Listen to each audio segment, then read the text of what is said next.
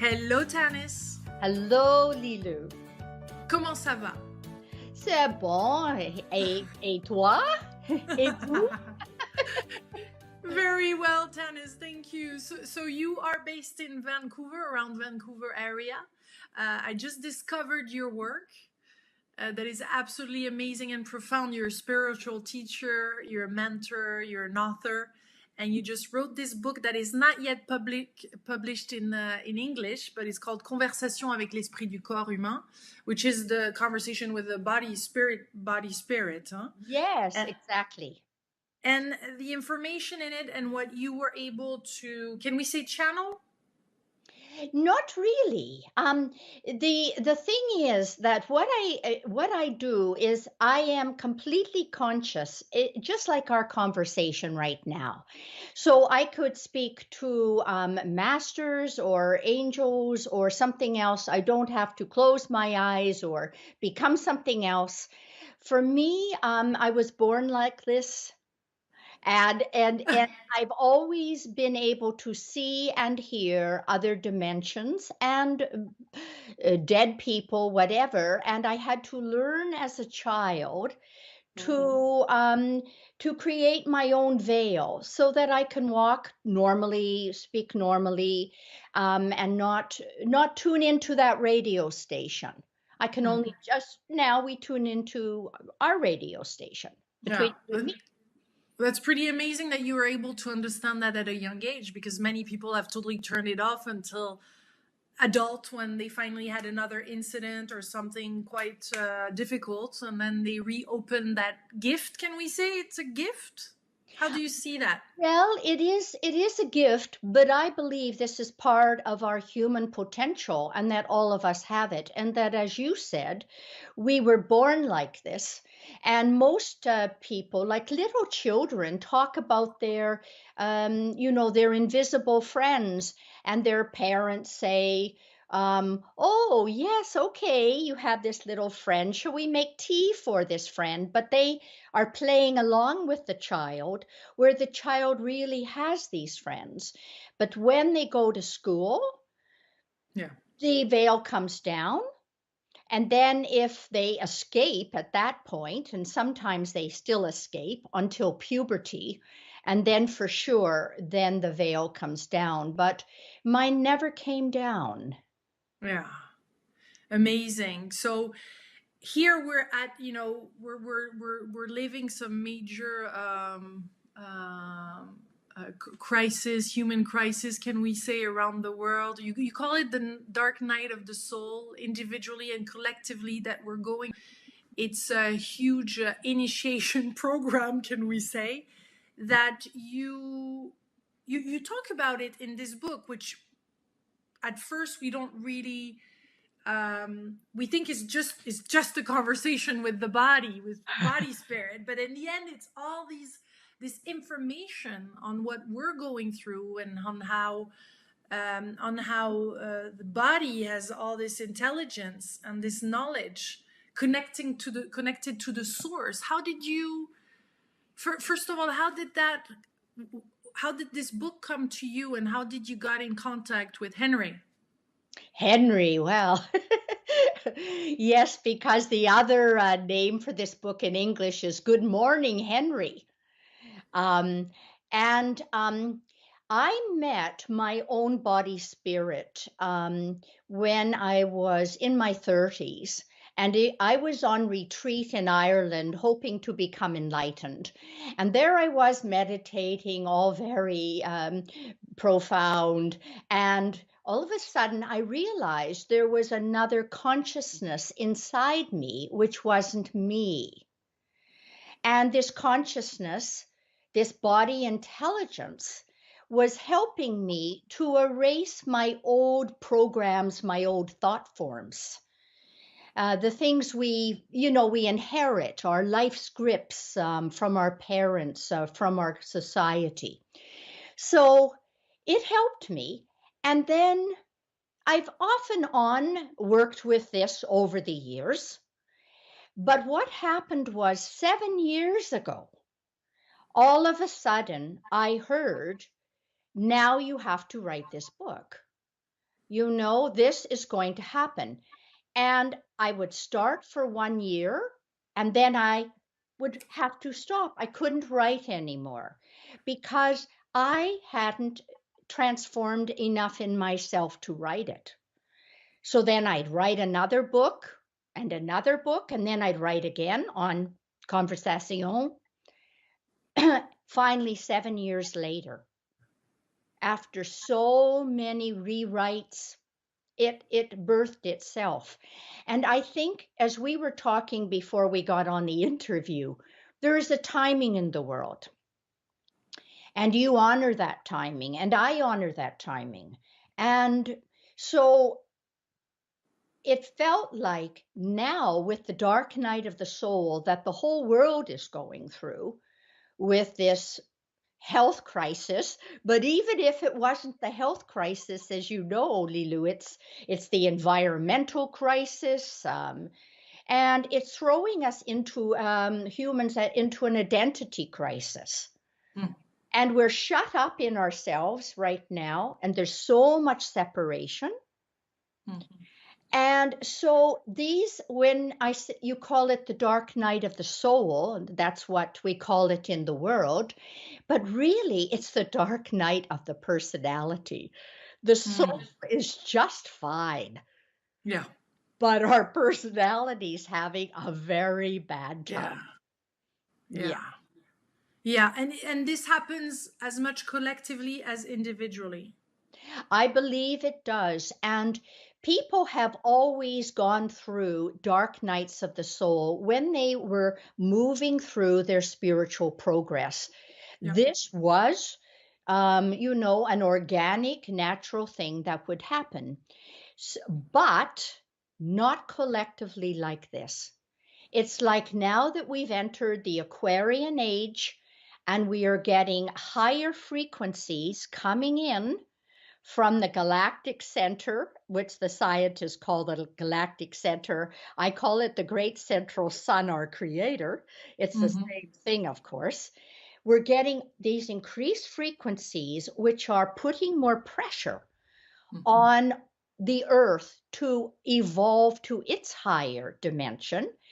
And we, being cells in the body of the Earth, how can we not be affected? So exactly. we also are being catalyzed. Yeah. So some people have different things that happen to their body to adjust to those frequencies. You know, some people have headaches, feel like they drank, they did not, and they feel, I mean, there's all kind of things that are happening to our body to adjust. How much can we handle? How much high frequency can we handle? And so all of this, as we are changing and moving to a higher frequency, it's very natural. We have to purify this. This is our karma.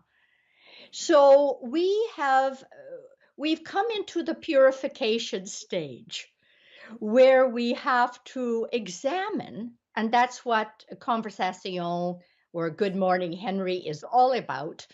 How do we purify individually? Because there is no karma, basically, individually, that people don't have collectively. There have always been wars. There's always been violence and greed and abandonment. And we're not only the victims if we're thinking we're self-righteous and it's not us, we're the victims. We've been the perpetrators in other lives. Yes. So we have done it all. Yes. And so what we take responsibility for ourselves in purifying, it helps not only our family, our immediate family, but the ancestors that go back in time, because as you know, there's no such thing as time in other dimensions that we're moving to. So we're purifying the whole genetic link, and it goes back through humanity, the collective unconscious of humanity. So to do this doesn't just help us in our future evolution, it helps erase the entire past program. So this is where we're moving to. Yeah, but how much can we handle? Because it feels like some souls are checking out and deciding to depart before it gets really difficult. Because it seems like we're just in the beginning of it, of this initiation. It feels we're not even in the middle of it yet, and some souls are already deciding to depart quite fast, and it's a bit scary. And a lot of therapists and practitioners seems to be initiated to accompany more and more souls to depart, and this transition and all this. It's what's your take on this? What information do you get from Henry and others, being that you have around? I have a strong belief that we are never given more than we can deal with. Yeah. However, we have free will. Mm-hmm. We are kindergarten creators. We're gods in training. So we have free will to choose. Mm-hmm. So people can choose to depart in an active way, like you're saying, maybe through suicide, we could. But some people depart passively by just moving into despair and hopelessness and giving up. And this is also suicide. So I think, we are here to embrace the challenge and to trust spirit. Spirit knows how much each of us can handle. There's not an accident. Why do we think we know better? Yeah. How can we think this? So what is the best posture to or request? Is it to request? Is it to ask? Is it to come internally or outerly to ask for support and help to transition or to know better what's really going on? Because as you say, our mind is not really getting what's happening. So what should we turn towards? You suggest turning internally, but it's also helping us to have a better comprehension of the word in our own life and how to handle this. So what do you suggest? What posture, what intention, or what question should we ask? Yes, that's a really good question. What attitude should we have towards this? I think it's deep trust. I think that we need to trust ourselves that we are enough. And we have to trust spirit that it knows the best for us. I think it's a deep trust in our own Henry, who, as you know, our body intelligence, our body spirit turns out to be the Holy Spirit. It's the Divine Mother. It's the God in us. It is our spiritual connection. And to feel humanity or me or you, we have come to the place in our collective evolution where we are ready to make the next step. Mm-hmm. If not, how come this is happening? Mm-hmm. Yeah. So I think this is the thing, and people have to get past their old limited beliefs of, not me, poor me, I'm not enough. There's all these scarcities that we have about ourselves, feeling a lack of self-worth. Mm-hmm. Whereas, Jesus said, look at the lilies of the field and, and they are so beautiful and they don't have to do anything. My Father loves them. And to feel once again this we are loved. We are loved. And to act out of this, I think. So you're saying we have to get out of the way. Yeah, out of our fears. As you know in the book, it's about how do people confront their their inner tyrants, their fears, the little walls they build around themselves that keep them from their true, authentic nature, their real potential. I think this is it. We have to all at some point confront this, to break out of this shell and be born. You know, I talk about we're like little chickens in the egg, and now Mm. we're going through this birth into higher frequencies to develop our real potential. That's what the Aquarian age is about. You know, every 2,000 years we have a symbol of what humanity's to do. And the symbol of the Aquarian age is the enlightened human who Mm. pours the water of life onto the earth. So we are meant to be the guardians of this beautiful planet. But to do this, we have to take a responsibility. Mm. Yeah, the basis of this living, or how to live in this new form of humanity or new world of, or to deal with the situation, there seems to be some how do I say, some new foundation or new guidelines for being able to be those beings. Like the foundations are not the same than what what we're used to, you know. You So are, what are those? So it's being yeah. intuitive, it's listening, it's letting spirits guide us, it's This is a very good point.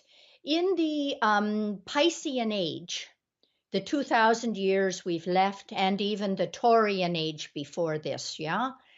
Or no, the Aryan age before that, and then the Taurian age. In all these last 6,000 years, what are we developing? The ego. We are learning how to be independent. You know, go forward, conquer the world, conquer our neighbors, stand up for ourselves, say, ha ha ha. Well, fine, we learned how to be independent. Now, do we need to learn this anymore? I don't think so. Now we need to learn in this next time to be interdependent. So this is to not only be able to speak our truth, it's to listen to the truth of others. We are a global community now.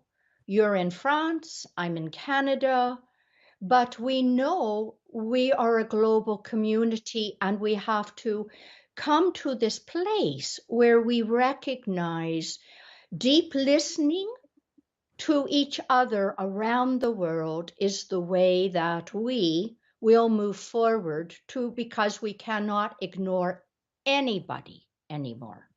Yeah.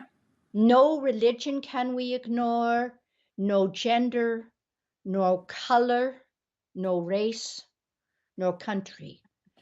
But you in the book, Henry talks also about the trees, nature, the gnomes, elves. I mean, all the elementals. Mm.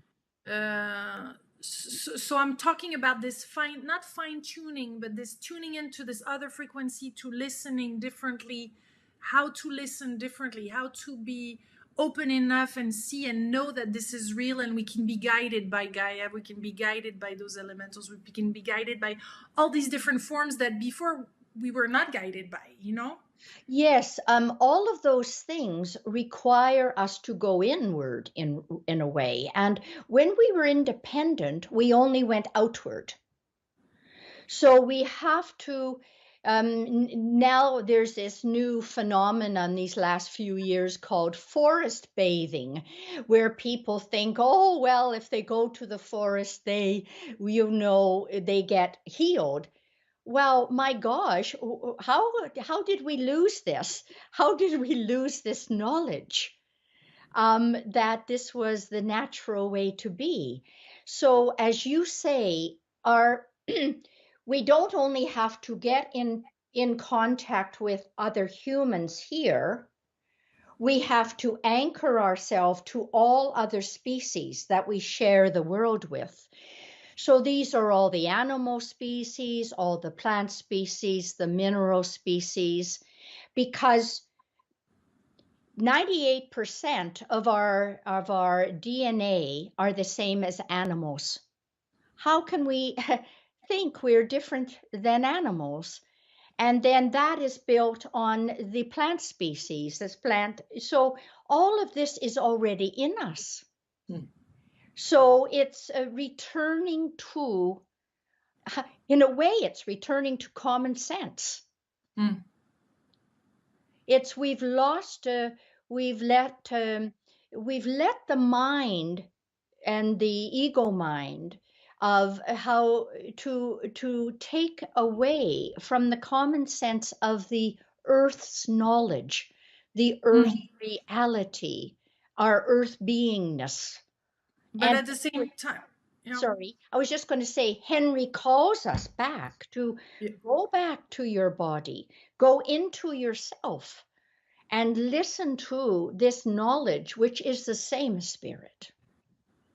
yes, there's also the invisible, what we don't see.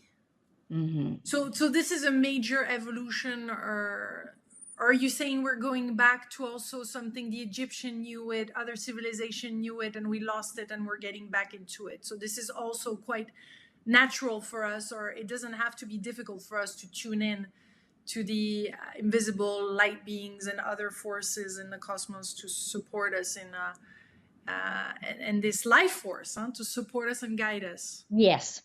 Yes, in a way we're going back, but sometimes we have to go back to reclaim what we should not have left behind. And with that we go forward. It's this life force, it's yes, in Atlantis and in former ages we were clairvoyant. But in those ages, we were dependent. So there are 3 stages in evolution. There's the dependence, when we were clairvoyant, when we were in Eden, united with spirit, but we are dependent on spirit telling us what to do. Then we move to independence, where we say, go away. It's like a little child. A child, first of all, nurses at the mother's breast and is dependent, and then all of a sudden at age 2, go away, go away, and we call it the terrible twos. No, no, no, no, no, no. And they start wanting to be independent. But then they get more and more independent through the teenage years. But what happens when all of a sudden they become an adult? They become socialized again, and they think, oh, my parents aren't so bad, and I can get along with all these people. This is where we are. This is interdependence. We've worked through the dependent and independent stage. Now we're ready. Yeah, it seems like a lot of us have already lived those stages in past lives. Most likely, can we say? Most of us. Even when we do past life regression, we have memories of this where we said, no, I won't wait for example, I recall this life, where I won't wait for God to give me approval or approbation. I should just move forward with this, instead of waiting and being. And so there seems to be all these learning curves that we have inherited through past lives. And here, how can we reclaim all the benefits of what positive and negative that we have harvest, or how can we harvest all these lives to be able to be, because it feels like these nowadays, because we're getting clear that there's no more time difference, and that we can, what we heal now, we heal on different levels, and that and we know that it has a huge impact for past and future generations and for the world. How can we best harvest? How can we best reclaim who we truly are, without having to see all these lives, without having to, do a huge Huge work because it's tiring.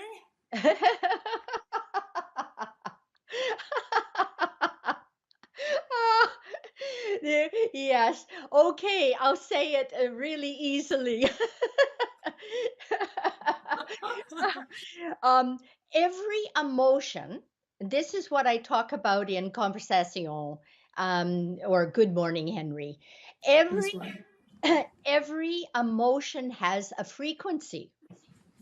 So if we have the emotions of greed, anger, gluttony, lust, pride, go through the list. Then this has a very low frequency that keeps us in our ego, keeps us here in this third dimensional reality.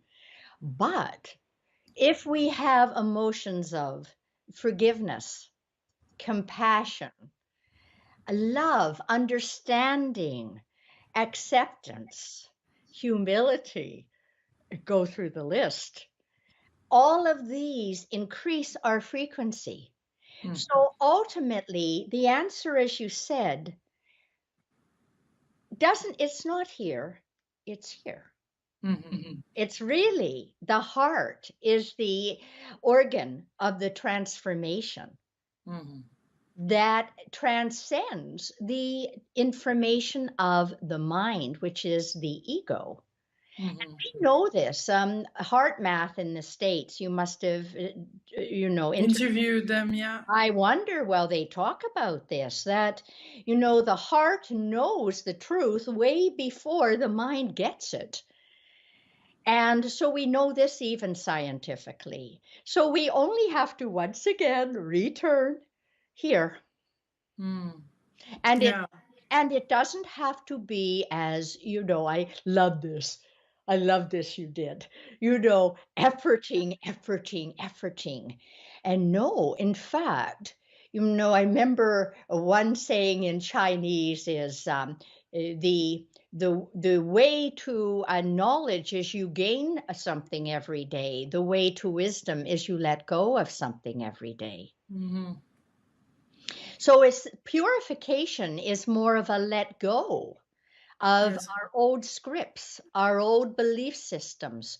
So it's like Walt Whitman, the poet Walt Whitman said, you have to confront everything you've ever been taught and look to see, is it still truth? You see, truth, I believe, evolves. Truth evolves. We don't believe the same things 20 years ago that we believe now. Mm-hmm. No, as we get older, as you say, you evolve in wisdom. Mm-hmm. At least this is the hope.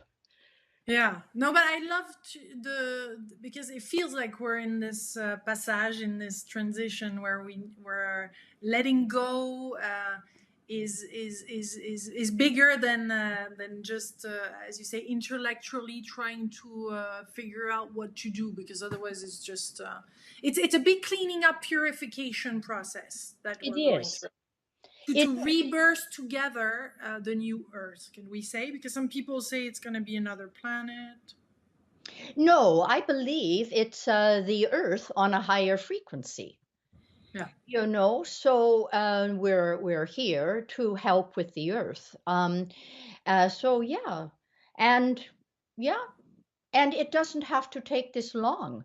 You No. Mitsuru Emoto's books on messages from water, that only if we change how we think about water, we can take the same water and we can have a negative thought about it or a positive thought, and it forms two different crystals. This one is ugly, this one is beautiful.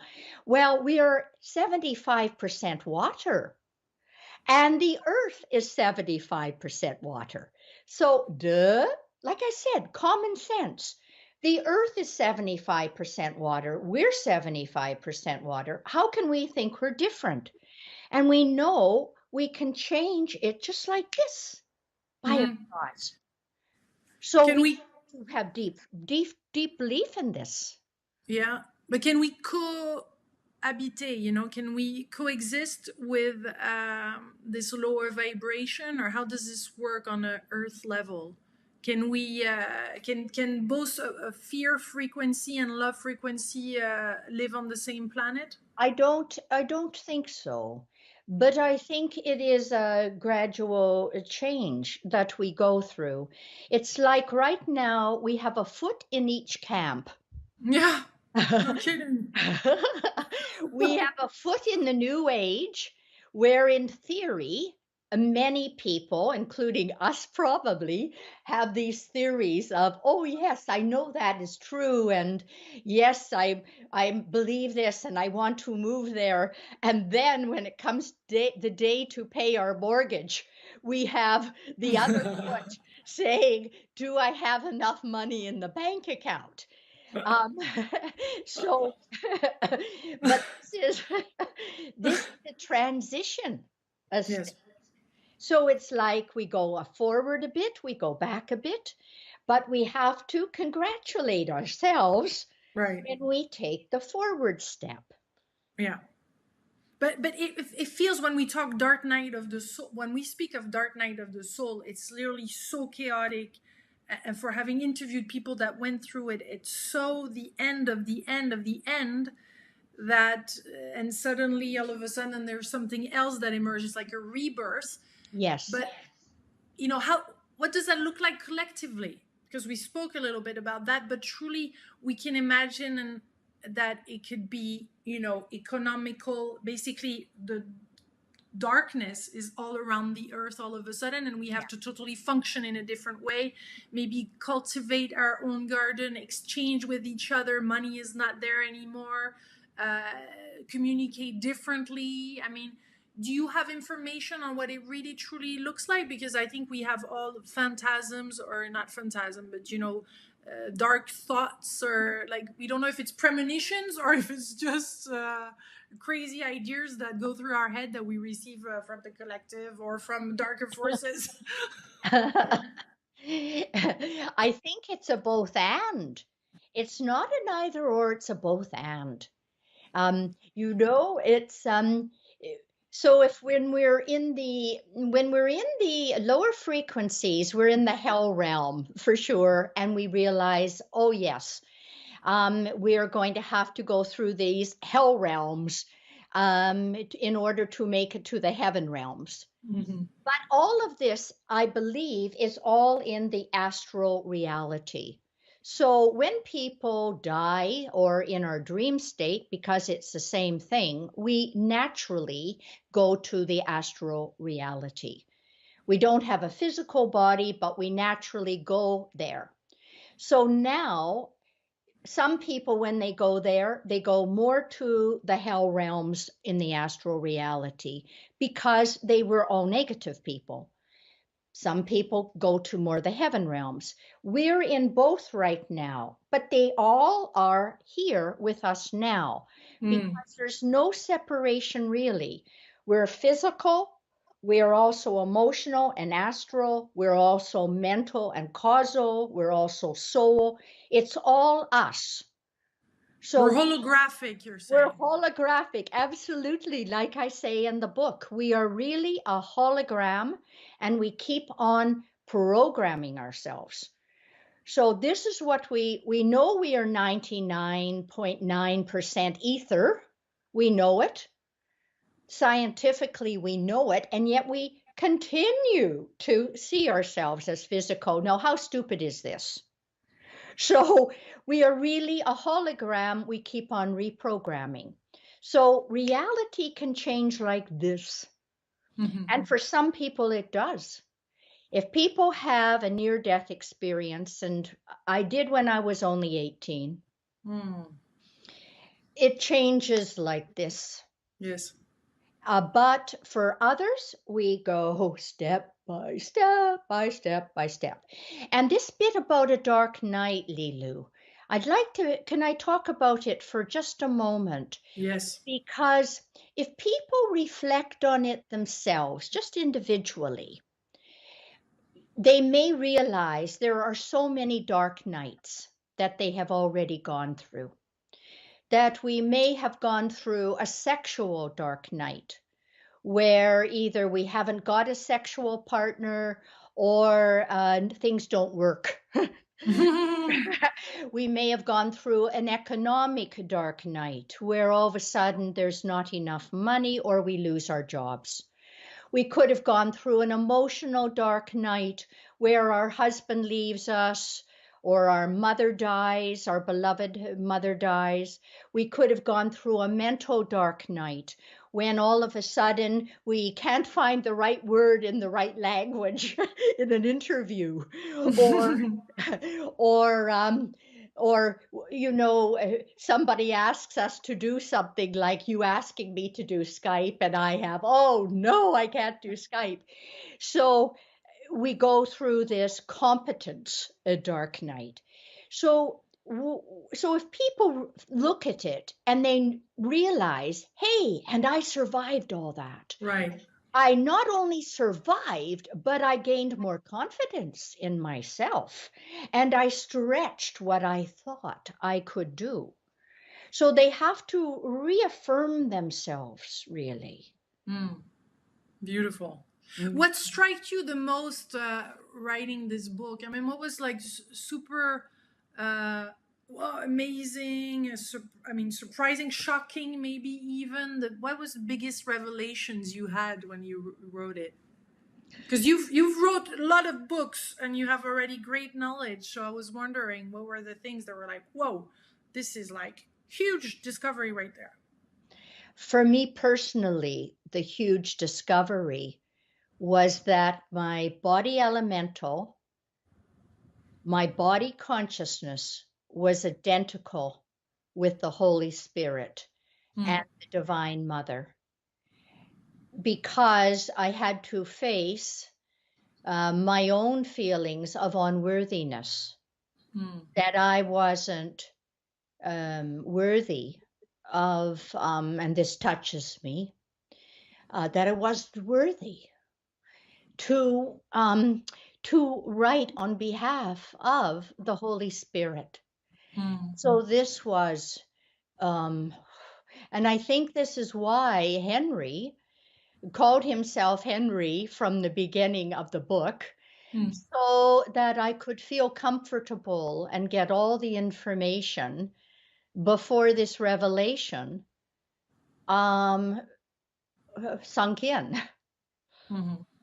And the fact that yes, that we can change our entire cellular memory like this. Yeah. What is your relationship to the divine now? Oh, very, very close. It is, it's always been close, but it's been out there. Yes. Now it's in here. Beautiful. Well, I think this was amazing, and there's lots of other things to talk with you about, but I think this is a great first interview, and I look forward doing another one with you. It was really awesome to have this conversation and get to know you and share this with as many people around the world as possible. I love your energy, and I love this enthusiasm. And this is one of the things people have to have still. Keep enthusiasm, keep the joy going. Yes. Thank you so much.